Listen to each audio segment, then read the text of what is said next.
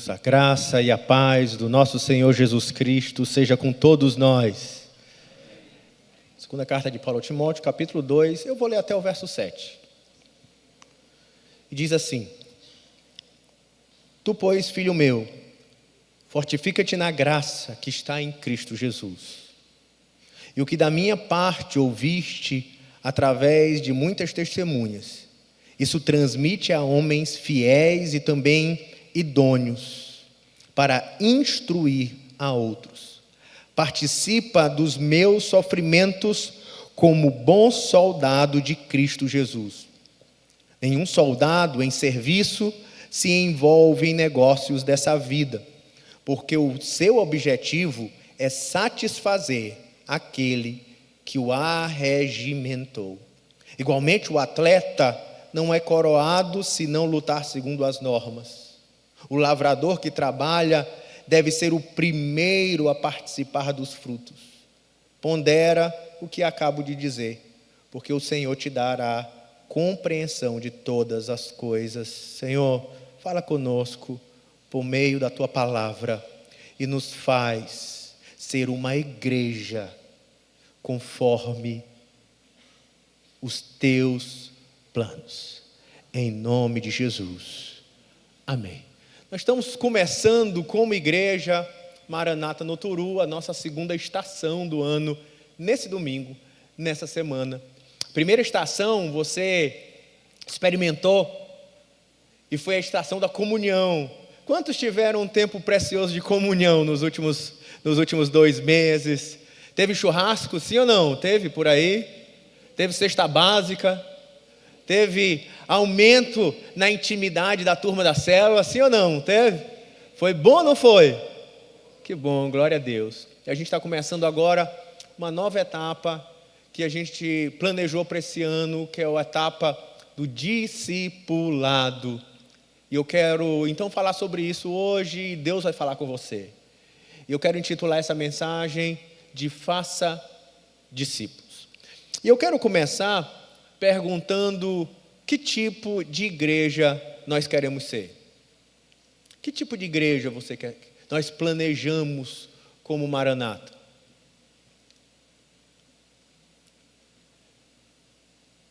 Vai dar, só uma pergunta, é porque eu tinha passado uns slides, vai dar certo aí os slides? Não, não, né? Que tipo de igreja nós queremos ser? A nossa igreja, ela nasceu como uma igreja simples, na garagem da casa do Dr. Afonso, no ano de 1993. E na simplicidade, era uma reunião que acontecia de um punhado de irmãos, em volta da palavra. Eram algumas poucas famílias que se encontravam lá e tocavam violão e adoravam ao Senhor, e estudavam a Bíblia.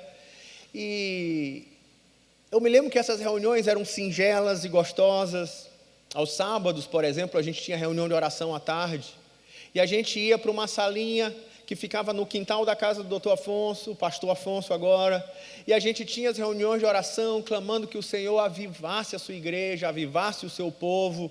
E depois daquelas reuniões de oração, a gente ia para a sala da casa do Dr. Afonso, e ele comprava na quitanda da Marlete, que ficava assim em frente, não está mais lá, comprava um monte de pão e café, e queijo e Coca-Cola, e a igreja então comia, conversava, ria, e a igreja, por causa desse clima de comunhão, ela avançou, ela cresceu, e a gente foi para aquele nosso primeiro auditório, que hoje é o auditório da Fundação, e quando a gente começou a crescer, algumas características foram mudando. Em vez desse ambiente comunitário, de cuidado, de discipulado muito pessoal, foi virando institucional. Em vez de ser olho no olho, a ênfase era em reuniões onde havia um ministro, um grande auditório, e a igreja foi perdendo aquele gosto de comunhão, aquele cheiro de pão e aquele tempo gostoso juntos. E Nessa época, eu me converti em 93, lá na garagem, logo depois eu virei diácono, lá na garagem, presbítero, já no prédio novo, e a ênfase agora era muito mais com os programas, fazer uma boa instituição, uma boa organização, uma boa gestão, tinha um conselho, tinha toda uma estrutura, e a igreja perdeu, naquele momento, aquele mesmo sabor que tinha antes. Para mim, inclusive, a igreja de legal, gostosa, de uma família, virou uma instituição para ser administrada muito chata. E que para mim era um peso até, como um jovem ainda, presbítero na igreja, junto com outros. Até que em 2004 teve uma mudança de chave que fez toda a diferença na história da nossa igreja. Em 2004 a gente mudou a ênfase, porque até 2003 a ênfase era nos programas. Havia os cultos de quinta-feira, eram cultos das causas impossíveis. Tinha muita gente lá no auditório, mas a maioria a gente vinha de outras igrejas até para aquelas reuniões. Mas a gente não tinha uma membresia de cuidado muito bem estabelecida. Fábio, se não estiver dando certo, desliga, porque senão vai chamar mais atenção do que eu. E naquela questão até perdi meu rumo aqui onde eu estava.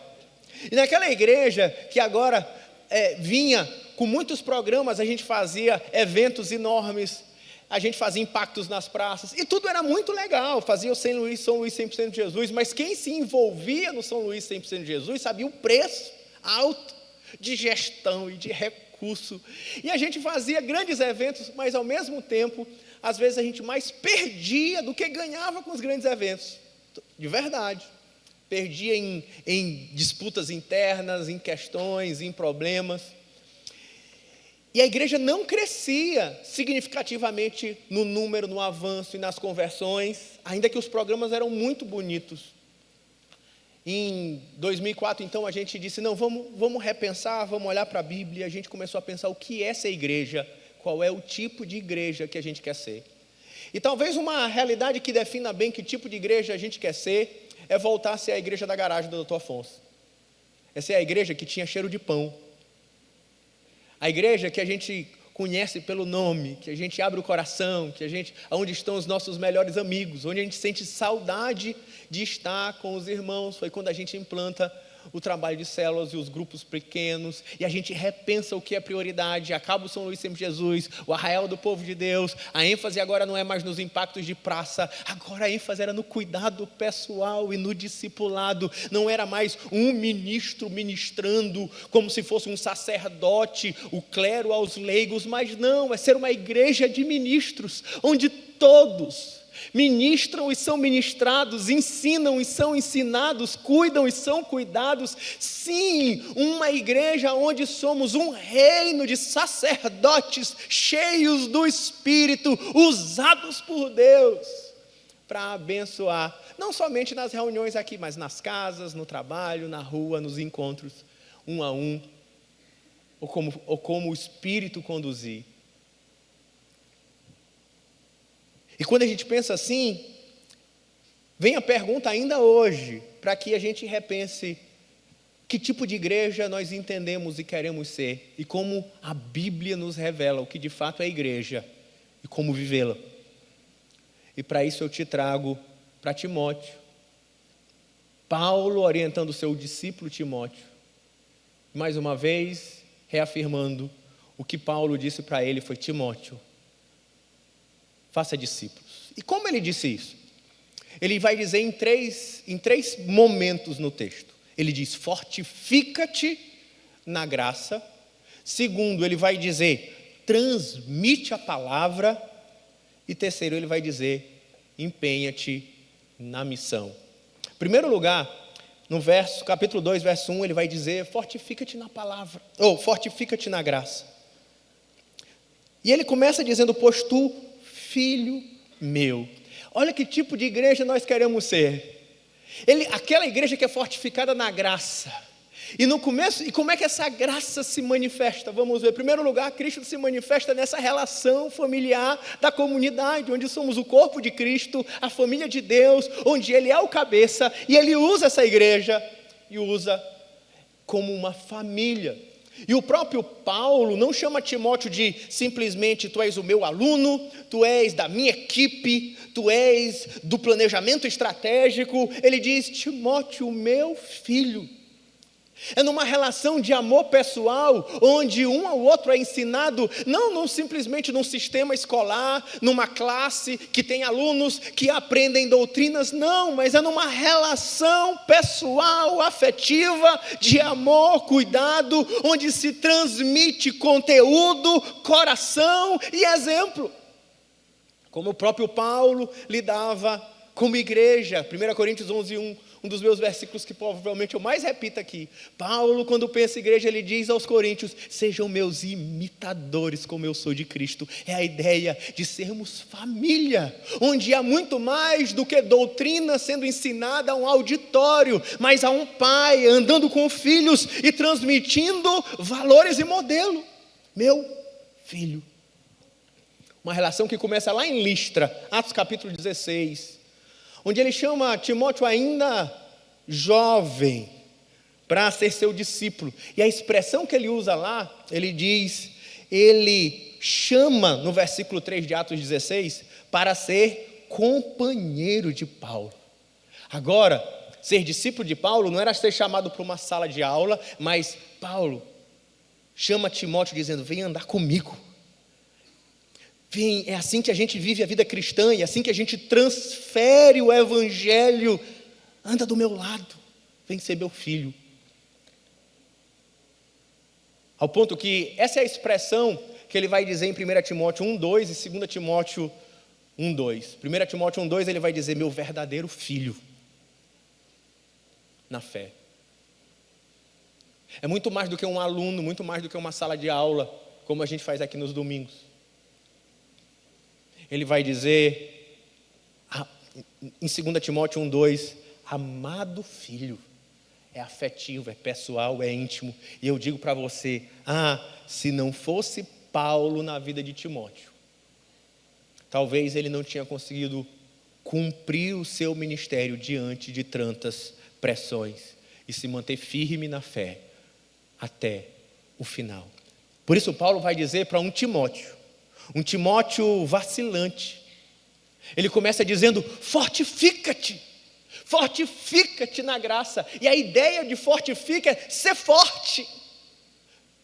Mas como é que se torna forte?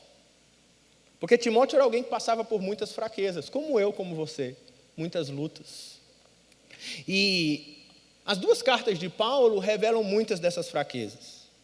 Por exemplo, capítulo 1, nos versos 6 a 8, mostra que Timóteo passava por um período de desânimo, ao ponto que ele precisa dizer: eu quero estar contigo, pois eu te admoesto para que reavives o dom que há em ti, Timóteo, pela imposição das minhas mãos.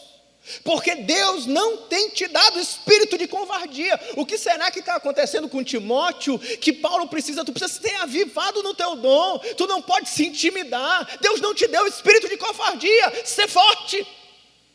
E o discipulador, pai dele na fé, diz: fortifica-te. Por causa desses desânimos, ao ponto que ele vai dizer no verso 8, para Timóteo, um dos grandes líderes da história, com crises, que Paulo precisa dizer para ele coisas como diz no verso 8 de 1 Timóteo 1, não te envergonhes do evangelho. Além de mais, Timóteo sofria de problemas de saúde que o enfraqueciam, e a gente vê na primeira carta, no capítulo 5, 23, que Paulo diz: olha, toma um pouco de vinho para as questões do teu estômago. 1 Timóteo 4:12, a gente vê que porque a igreja não lhe respeitava. Timóteo era alguém que tinha andado com Paulo em várias missões, depois assume a igreja de Éfeso e no final ele anda com Paulo, depois assume a igreja de Éfeso, depois no final ele é chamado para estar com Paulo em Roma. Mas quando ele estava em Éfeso, que é esse momento aqui, a igreja não dava bola muito para Timóteo. Resistia Timóteo ao ponto que ele vai dizer em 1 Timóteo 4:12, ele vai dizer um texto bem clássico. Ele vai falar: ninguém despreze a tua mocidade. ninguém despreze a tua mocidade. Por isso, como você e como eu na vida cristã, às vezes Timóteo se sentia incapaz, se sentia covarde, sentia vontade de desistir, sentia desânimo, sentia que precisava de um reavivamento de Deus no coração. Talvez esse Timóteo seja você hoje, dizendo: Deus, reaviva o dom no meu coração. Retira de mim todo espírito de covardia, de vergonha, de desânimo.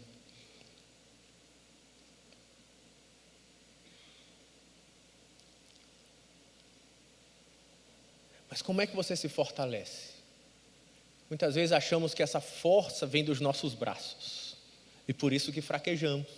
Achamos que depende de nós mesmos, da minha capacidade de viver em santidade, de oferecer a melhor oferta, da minha capacidade de realizar grandes obras para Deus. Aí Paulo diz: olha, fortalece-te. Mas ele vai dizer: mas a tua força não está em ti mesmo. A sua força está na graça de Cristo Jesus. Olha o que ele vai dizer: fortalece-te.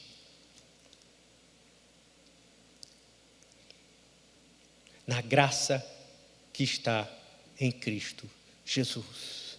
Quando ele diz esforça-te, não desanime, ele está dizendo, na verdade, a tua força está em Cristo. Não olhe para você mesmo.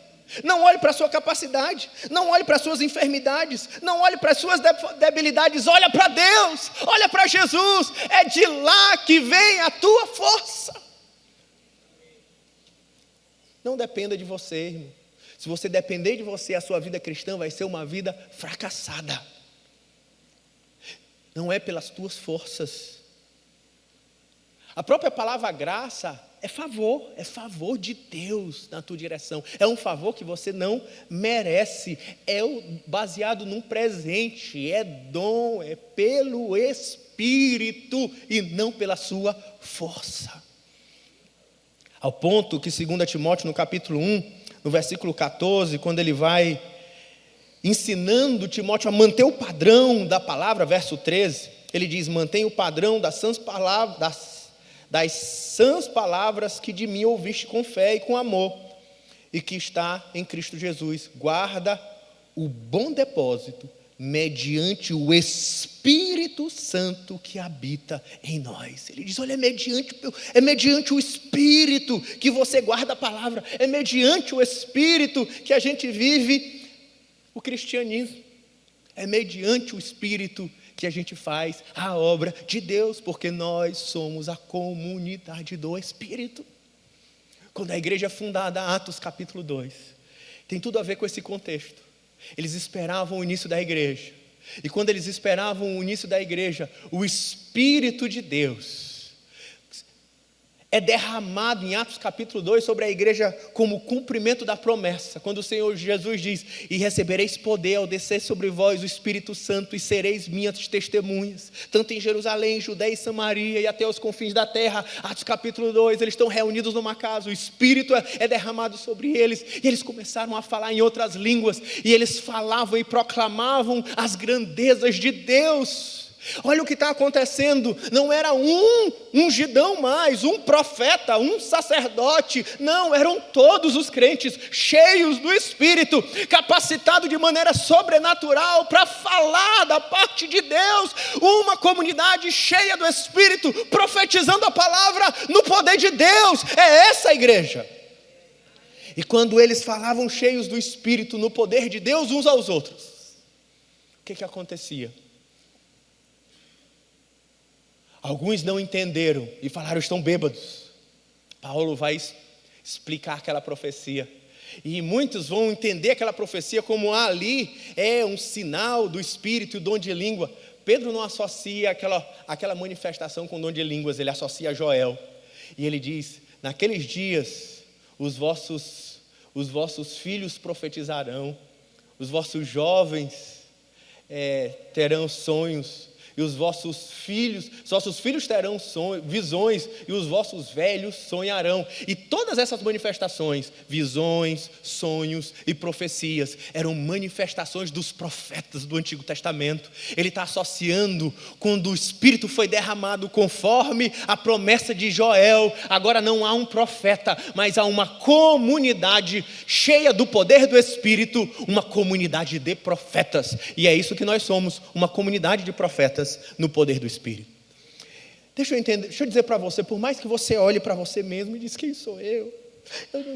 Eu sou tão fraco, eu sou um cristão meia boca.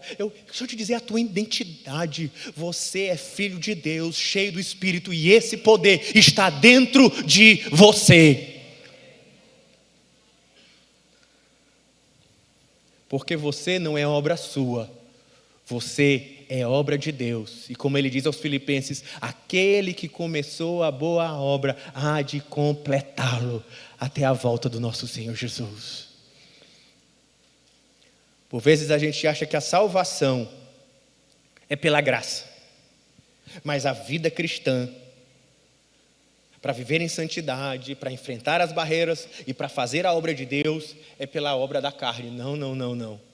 O que começa pela graça continua pela graça. A vida cristã é pela graça de Deus. O ministério é pela graça de Deus. A nossa vitória sobre o pecado é pela graça de Deus. A vitória sobre os dilemas da vida é pela graça de Deus. Tudo o que a gente precisa fazer é se fortalecer, não pelo um discurso de que você é capaz, de que você pode, destrava esse drive. Não, é botar o joelho no chão e dizer, Senhor, eu sei que eu posso, porque eu vou no teu poder e não no meu.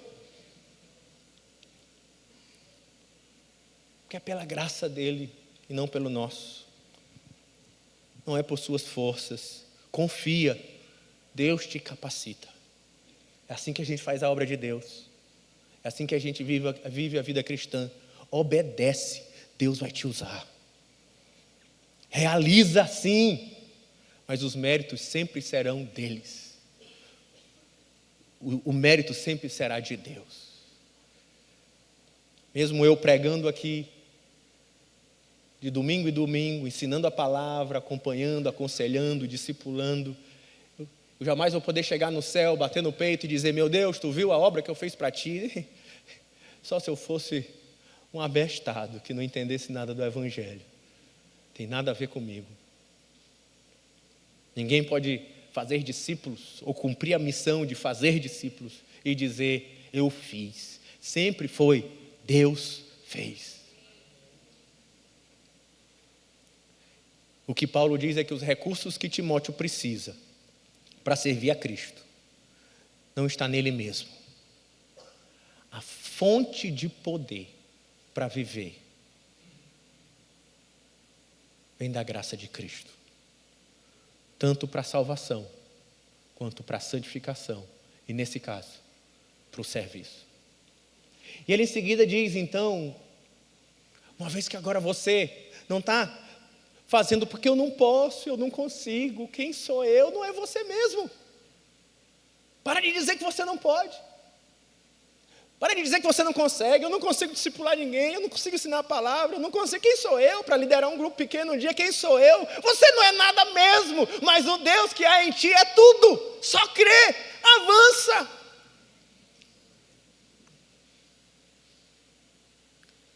Que a gente acredita como igreja é uma comunidade de fé, que tem coragem de viver a vida cristã e fazer a sua obra pela fé, confiando no Deus que habita em nós.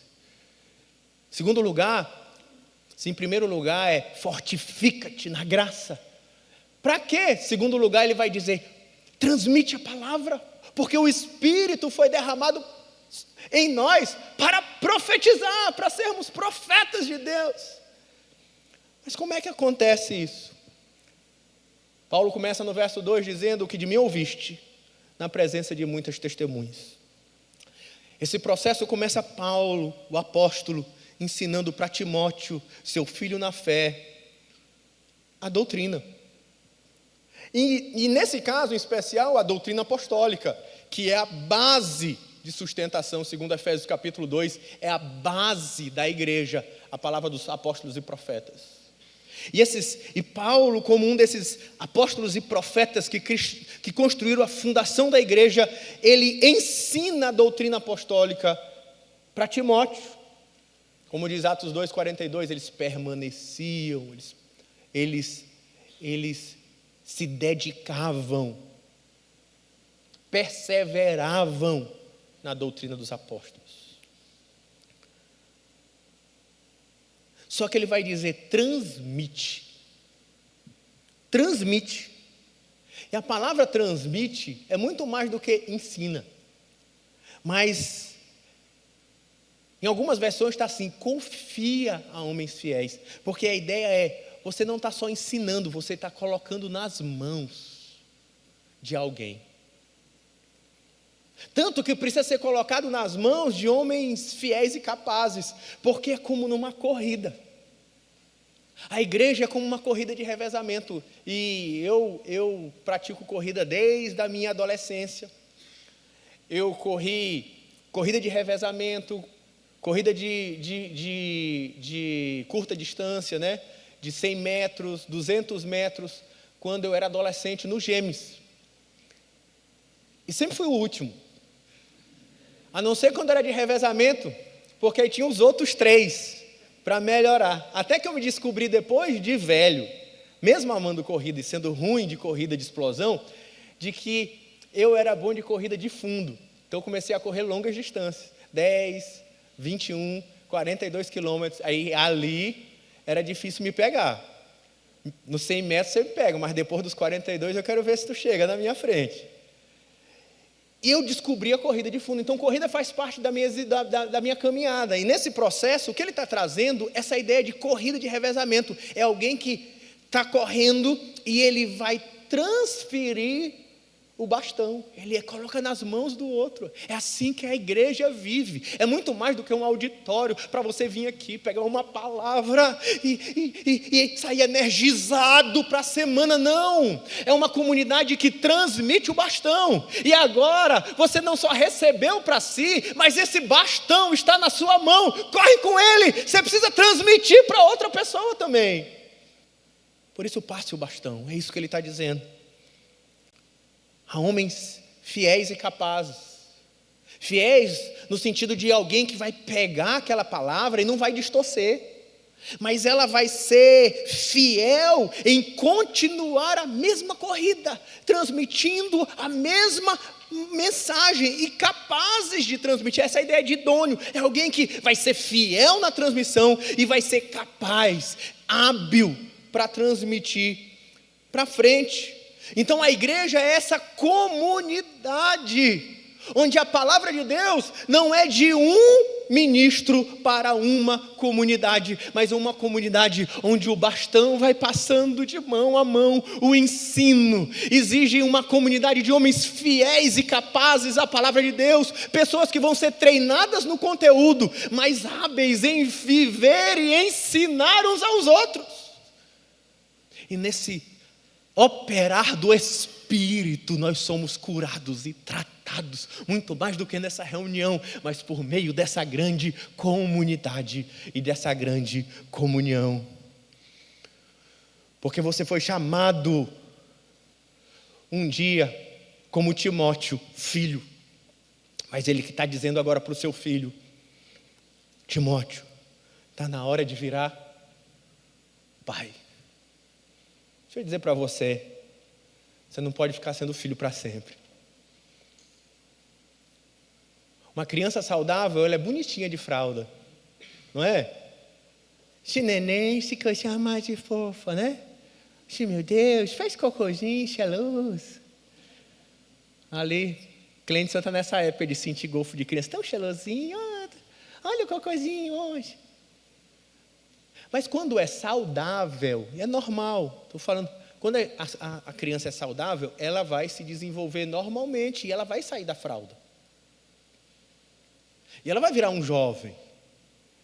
E espera-se que mais na frente ela vai arranjar um marido, uma esposa. Ele vai se tornar um pai, uma mãe. É o caminho natural de alguém que tem todas as suas condições de saúde. Isso serve para eu e você pensarmos juntos aqui. Será se você tem 10, 20 anos, ainda está na fraldinha? Paulo está dizendo, filho, vira pai. Porque a igreja é essa comunidade onde o Espírito de Deus, onde Jesus opera pela ministração da palavra uns aos outros. Mas não somente isso. Ele vai dizer, olha o que ele diz. Transmite a homens fiéis homens fiéis e capazes, idôneos, para instruir ainda outros. Então olha o que está acontecendo. Paulo está dizendo, meu filho, eu quero que você... Aí ele ensinou Timóteo. E disse, Timóteo, ensina alguém. Mas não somente ensina alguém, treina ele a ser fiel e a ser capaz de instruir ainda outros. É uma grande rede de amor e de cuidado que é o meio onde Cristo opera na igreja. E aí respondendo, que tipo de igreja queremos ser? Queremos ser essa igreja. Uma grande comunidade de discipuladores, onde a palavra é transmitida de um após o outro, não como uma sala de aula, mas como uma família. Como é que você educa um filho? É numa forma escolar, horário certo, material didático, sala de aula, coloca todos os filhos ao mesmo tempo, de forma simultânea, para então passar a lição, ou então organizar eles em séries, classificando e avaliando por meio de testes. É assim que a gente ensina dentro de casa? Não, essa é a forma da escola. Como é que a gente ensina filho? É na vida, na circunstância. É menino, come direito, não é? Menino, tu arranjou confusão na escola, vai ficar de castigo, vem aqui, porque a palavra de Deus diz isso, menino. E assim a gente vai ensinando, e no final das contas, dá certo. Aí você, quem sou eu para discipular? Eu podia dizer assim, quem é tu para ser mãe de alguém? Quem é tu para ser pai de alguém? Mas nós somos essa comunidade de ensino, uma comunidade de discipuladores. Eu quero dizer alguns textos da palavra que reforçam essa verdade. Por exemplo, Paulo escrevendo aos Colossenses, diz assim, habite ricamente em vós a palavra de Cristo, instrui-vos e aconselhai-vos mutuamente em toda sabedoria. Ele diz, olha, uma vez que a palavra habita em nós, o Espírito opera em nós, e a palavra está no nosso coração, nós podemos instruir uns aos outros, ou nós devemos. Ainda, Romanos capítulo 15, verso 14, você pode dizer assim, mas quem sou eu? Quem sou eu, pastor? Não tenho condição. Paulo vai dizer aos romanos, respondendo a essa questão, e certo estou, meus amados, sim, eu mesmo a vosso respeito, de que estáis possuídos de bondade, cheios de todo conhecimento, estão aptos para vos admoestar uns aos outros. Por exemplo, a gente vai ver Priscila e Áquila, uma mulher, inclusive, chamando Apolo, que já era um pregador da palavra, e diz o texto em Atos 18, 26, que ela, junto com seu marido, mas o nome dela aparece na frente, provavelmente porque ela tinha mais habilidade e liderança, para, com mais exatidão, lhes expuseram o caminho de Deus. Quem foi que expôs com detalhes o evangelho para Apolo? Priscila e Áquila. O apóstolo Paulo encarregou Homens e mulheres mais velhos, por exemplo, em Tito, capítulo 1, de verso 1 a 6, a instruir os homens e as mulheres mais jovens. Todo crente é chamado para falar cada um a verdade de Deus com o seu próximo. Efésios 4, 25. E Hebreus 3,13, exortai-vos mutuamente a cada dia. Irmãos, a vida cristã e a igreja é essa vida onde não é uma sala de aula. Nós não estamos no templo, e eu sou um sacerdote. Nós não estamos no Velho Testamento. Eu não sou o mediador entre vocês e Deus. Não! Eu sou um ministro, como você. Tem uma hierarquia na comunidade, sim. Sou um ancião na comunidade, sim, que a Bíblia vai chamar. Sou um presbítero da comunidade. Tenho essa responsabilidade de liderar a igreja diante de Deus, sim. Mas eu não sou o sacerdote e o ministro. Eu lidero uma equipe de ministros, que somos todos nós. Amém, irmãos? Amém. Quando eu falo é eu, pastor Afonso, pastor Jean, pastor Francisco, pastora Carmen e os demais, né? É uma corrente de cuidado. Vou chamar o pastor Jean aqui na frente. Não sei se está uma turma aí, mas vamos tentar exemplificar. Pastor Jean, por exemplo, ele, aqui na igreja, discipulado por Wender, historicamente, o Wender não está aqui, mas aí ele discipula Hugo, por exemplo. Hugo, vem para cá. Hugo é supervisor de célula hoje. E a célula de Fábio multiplicou da de Hugo, não foi, Fábio? Estou falando besteira, cadê Fábio? Foi? Então vem para cá, Fábio. Hugo acompanha a família de Fábio. E Fábio discipula, não sei como, que não deve ser fácil, a família do André. Não é, André? Chega para cá, André. E eu não sei se André está discipulando alguém. Tem alguém já discipulando? Quem? Então traz um aí, o Will ou Joel, que tem quem está aí? Cadê Joel? Vem aqui, Joel.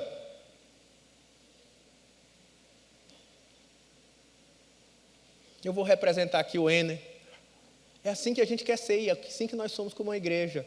Eu, o Ener, representando o Ener, discipulo Jean, Jean discipula Hugo, Hugo que discipula Fábio, Fábio que discipula André, André que discipula Will, e aí o Will já fica sabendo. Não vai ser bebê para sempre, viu? Hein, Will? Não vai ser bebê, Joel, desculpa. Joel não vai ser bebê para sempre, né? Vai chegar uma hora que tem que tirar a fralda. Hã? Ainda tem Anderson. Cadê? Vem, Anderson. Vem, neném. Aqui, ó. Anderson. Então, a igreja não é uma visão. A nossa igreja, ela tem essa ideia e nós estamos nos propondo a viver. Você olha quantas gerações. O Ener, 1, 2, 3, 4, 5, 6, 7 gerações construídas nos últimos 18 anos de igreja. Esse é só um exemplo. Poderia dar tantos outros exemplos aqui. Você sabe. Quando pergunta que tipo de igreja queremos ser, dê uma mão aí um para os outros. Vocês aqui, nenéns. Esse é o tipo de igreja que a gente quer ser. Uma comunidade de cuidado mútuo. E você precisa dar a mão para alguém. E é interessante quando a gente olha para Timóteo, todo crente saudável, ele precisa estar entre duas gerações, três gerações de irmãos. Por exemplo, Timóteo estava cuidando de alguém, sim ou não? Paulo. Mas ao mesmo tempo que ele era pai, Timóteo era o quê? Filho. É assim que é a família da fé. Eu tenho um pai, eu tenho um filho. Que tipo de igreja queremos ser? A igreja desse cuidado, onde todos trabalham. Fica aqui agora para mim, só que o Anderson e o Jean, os outros filhos, podem ir até logo. Vão aqui, é neto, bisneto, tataraneto de Jean. Porque como é que a gente pensa a igreja? Nós não somos uma comunidade sacerdotal, eu, Jean e os outros pastores, não. E olha como faz diferença quando nós funcionamos assim. Nós vamos dar 2 exemplos. Jean vai ser uma comunidade tradicional, onde o pastor ele tem essa capacidade sacerdotal. Vem para cá, Jean, pro ladinho aqui, ó, esquerda. Pode ir mais para lá mesmo. E Anderson vai ser aqui a comunidade de Paulo. Jean, ele ama o Senhor Jesus, ele quer fazer a obra, e aí ele vai pregar a palavra, prega lá para Francisco, e vai trazer Francisco para Jesus. Traz Francisco para Jesus. Glória a Deus, ganhou. Glória a Deus, Jean tão dedicado para a obra de Deus, aleluia. Aí saiu o Anderson, ganha alguém para Jesus. Pode ganhar alguém aí, rapidinho. Pronto.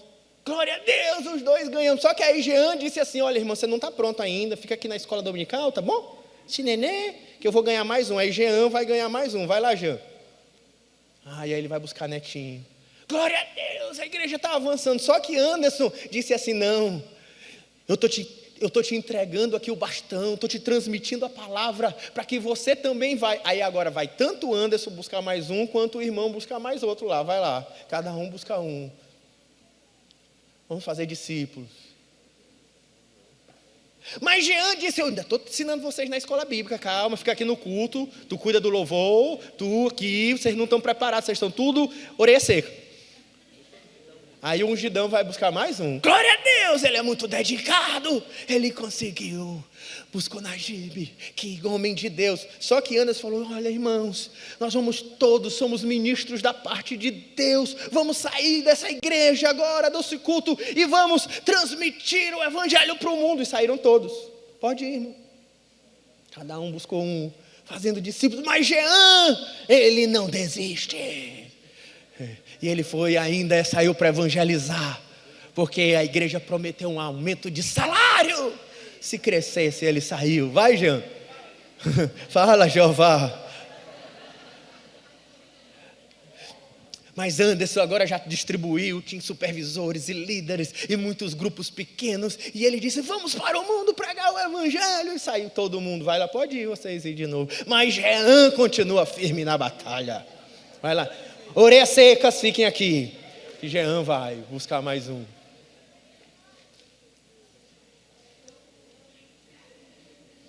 E ele trouxe Pina. Mas Anderson, ninguém mais sabe nem quem é o pastor direito na igreja. Eu gosto de dizer que aqui na igreja tem gente que vai vir vários cultos e não vai saber nem quem é o pai dessa igreja. O principal é o pastor Afonso, né? Não vai nem saber. Porque ele vai estar sentadinho ali, vai dar a aulinha dele na escola dominical, mas ele é que está lá, vamos embora todo mundo, aí, vamos de novo, cada um aí buscar um.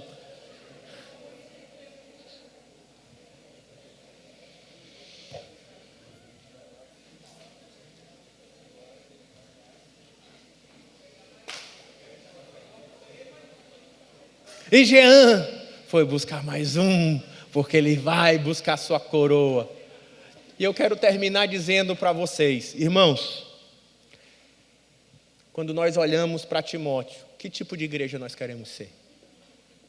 Nós queremos ser a igreja do Jean ou a igreja do pastor Anderson? É esse o tipo de igreja que nós queremos ser. Amém, irmãos? Dá uma salva de palmas para o Senhor. Pode sentar, gente.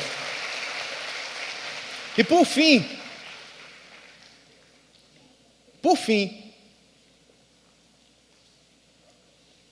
ele termina com o último verso, com os últimos versos, que é empenhe-se na missão. Em primeiro lugar, fortifica-se na graça de Cristo. Em segundo lugar, transmita a palavra. Em último lugar, empenhe-se. E ele vai usar 3 metáforas. A metáfora do soldado, a metáfora do atleta e a metáfora do lavrador. Nem precisa disso explicar muito, elas são autoexplicativas. Em primeiro lugar, ele traz a metáfora do soldado. Ele vai dizer, olha, segue o meu exemplo, participa dos meus sofrimentos. Ele vai dizer no versículo 8, ou 8 não, 3.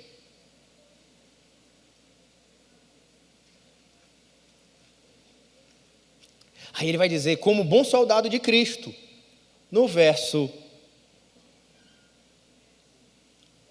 4, ele diz, nenhum soldado em serviço se envolve nos negócios dessa vida, porque seu objetivo é satisfazer aquele que o arregimentou. Ele vai dizer, o soldado, ele não perde o foco.